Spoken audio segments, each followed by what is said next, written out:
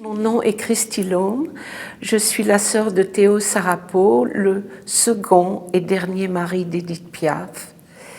Et j'ai eu la joie et l'honneur, et ça m'a beaucoup touchée de connaître Édith et d'habiter avec eux, avec mon frère et Édith, dans l'appartement du boulevard Lannes, et faire des tournées avec eux, vivre avec eux. Elle a connu l'amour d'une famille et l'amour de Théo. Elle adorait Théo et Théo l'adorait aussi. Ils étaient toujours ensemble, ils faisaient un, tous les deux. Et j'ai pu être le témoin de cet amour qui était énorme. Elle me disait, tu sais Christy, on n'a pas besoin de beaucoup d'hommes dans notre vie, un seul suffit. Et c'était formidable. Quand j'habitais avec eux, avec Théo et Édith, le matin, elle me réveillait à 5 heures du matin et on allait s'enrouler dans des couvertures toutes les deux dans la bibliothèque et elle allait me faire du thé. En buvant du thé toutes les deux, elle me racontait sa vie.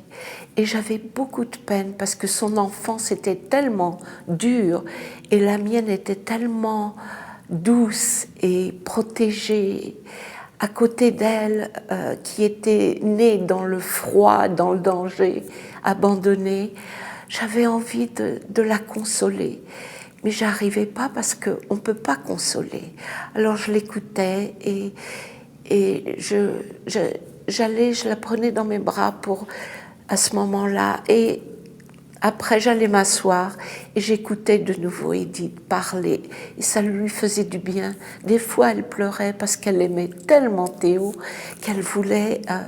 elle dit, il est tellement bon pour moi que j'en oublie qu'il est si beau. Le jour où elle est passée à l'Olympia, c'était une très grande première. C'était Théo qui passait en vedette américaine pour la première fois à Paris. Et ça a été énorme, le succès. Théo a chanté et bien sûr, il y avait toutes ces personnalités et Édith lui disait « Tu ne chantes que pour moi et tu verras, tu les auras ». Et en effet, à la fin de ses chansons, il a eu un immense public.